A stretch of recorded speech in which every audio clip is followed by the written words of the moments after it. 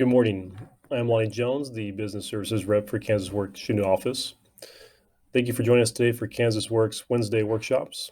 In today's presentation, we'll be going over why you should always include a cover letter in your job applications and common practices associated with creating them. This presentation is called The Art of the Cover Letter. The cover letter is typically an integral part of the employment process. Though not always required by an employer, including a cover letter as part of a resume showcases a person's greatest strengths relevant to work. For the employer, it is a telescope to view an investment in a candidate from afar. For the candidate, it is a personal mirror that can reflect the qualities they possess. Consider how you perceive yourself, how others might view you, and project the person you want to be. Cover letters generally precede an interview or in-person meeting. Cover letters often become a first impression.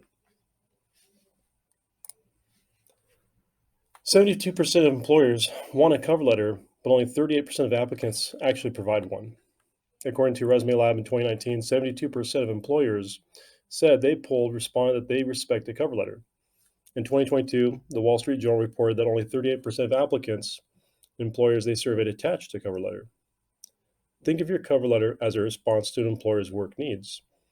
You're advertising your character and personal skills and tools that you can utilize to respond to work opportunities. And here I've included an example on the left right here of how you should start your cover letter. At the top of the paper, you should have what's called a header. Include a header with your contact info. You can see the header is here at the top. And just below that, you have your name, your address, your contact information. And below that, you're going to address the cover letter to the hiring person or potential manager or supervisor and include the employer's name and employer address just above that line. If the job has an associated identification number, make sure to include it. This might be something like a requisition number, a job fulfillment contract number, or something similar. Tune the cover letter specifically to the job you're applying for. An example, regarding opening for a mail carrier, requisition ID number 12037.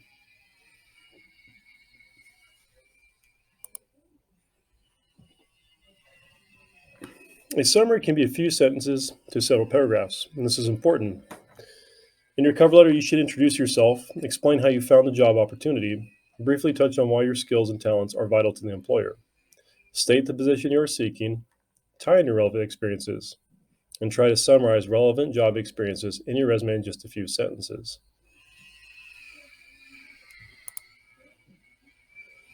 According to ResearchGate, 89.3% of people make grammar and spelling mistakes in a single essay, with nearly 7% of words used being misspelled. The cover letter should fit on a single sheet of standard copy paper. Keep your letter short, to the point, no more than 3 paragraphs. Use proper grammar and correct spelling. Proofread several times, and have another set of eyes look at your cover letter and resume. And here's an example of a cover letter which has been printed and completed. It's got a standard format, which is generally accepted across most industries. At the very top, you can include the date. And this would be the header portion here in the middle, just before your information, your name. And just below that, you see that there's the name, title, company name and address, and it has the salutation right here, and then the 3 paragraphs. This is a pretty good cover letter. I would point out that there is no personal contact information included on this. That should be just before this company information. And it's really something you want because the employer is going to flip through your cover letter and your resume, generally within 30 seconds or less. So if they see something that catches their eye, they typically don't want to hunt for your contact information in the document or flip over to the resume back and forth to find your name, your phone number, or your email. Your introduction paragraph should specify the position which you're applying, how you became aware of the position, for example, a newspaper ad, kansasworks.com, the radio, etc. You want to capture the reader's attention, show you have done some research on the company by talking about new projects the company has taken on or citing something you read about them. Reference your enclosures. The body paragraph talks about your responsibilities, actions accomplished, and results achieved in past jobs. Use descriptive and concise action statements.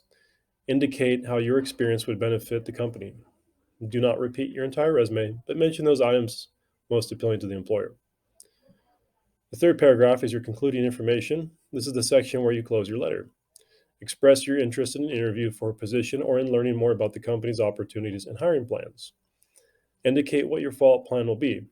Example, I will contact you next week to schedule a mutually agreeable meeting time, etc. Be sure to mention how you may be reached. And finally, thank the employer for his or her time and consideration. Respectfully, and then you'd sign here to close out the letter.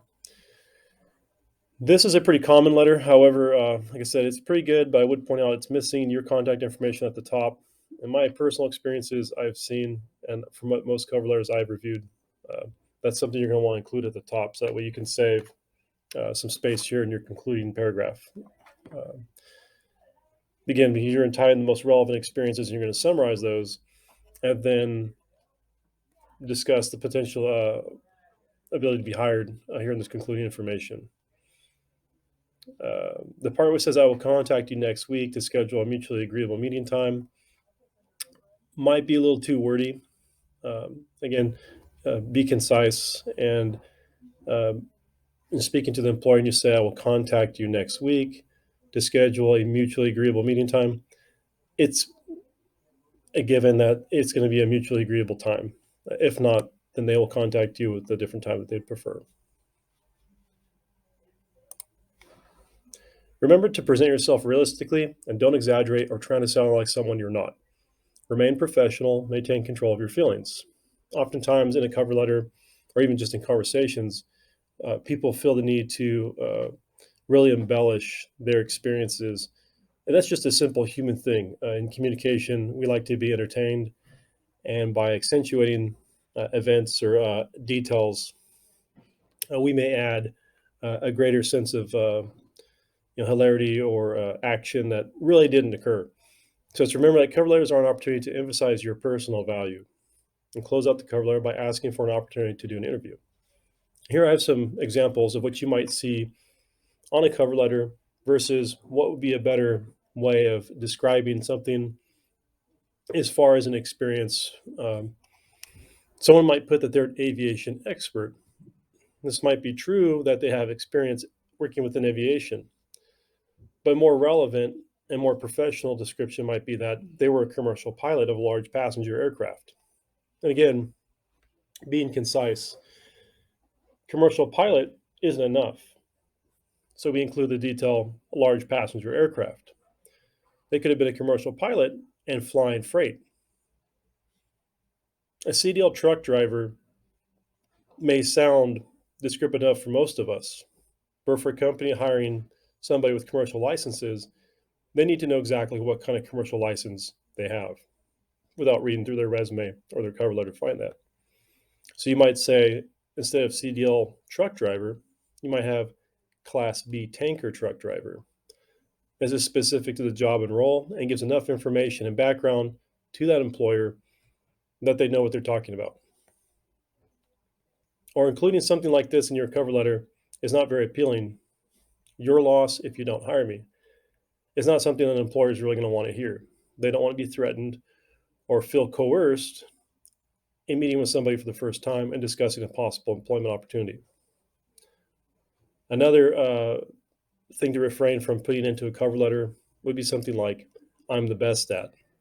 Given that you're a candidate in a larger pool of candidates, you may not know exactly who you're up against. So by saying that I'm the best at really shows that you lack situational awareness or even understanding of yourself. A better way of phrasing something like something you're good at is to say, my combined education and experiences provide valuable insight and logistic processes that has led to success for my previous employers. You might know that you're pretty good at this particular job, and maybe the employer has a bit of an idea of it, but you'd want to refrain from saying something like, I'm the best at, because again, you may not know who else you're up against. And a cover letter, by asserting that you're the best already at something, really is kind of like a lone wolf strategy. And if they expect you to work in a team, if you're already identifying yourself as being the most capable, you're actually setting yourself up for failure in that sort of scenario. Ask for feedback and constructive criticism. The cover letter is not a reiteration of a resume. You're not trying to take your resume and put it on this single piece of paper. You're only trying to emphasize your experiences and qualities in a way your resume cannot. Give your experiences and qualities a voice that is uniquely your own. You can find additional resources at your local workforce center, conduct peer mock interview practices, or go to kansasworks.com for additional information on creating your resume or cover letter, or finding more resources. And finally, Big Interview through Kansas Works offers many of these resources as well. Here you can see the hours of operation through the week, as well as what time will be closed. And you can see the areas in which our offices are located. We have 2 satellite locations, one in Iola, Kansas at 9 South Jefferson. We have one in Fort Scott at 104 North National Avenue. My office here in Chanute at 4101 South Ross Lane.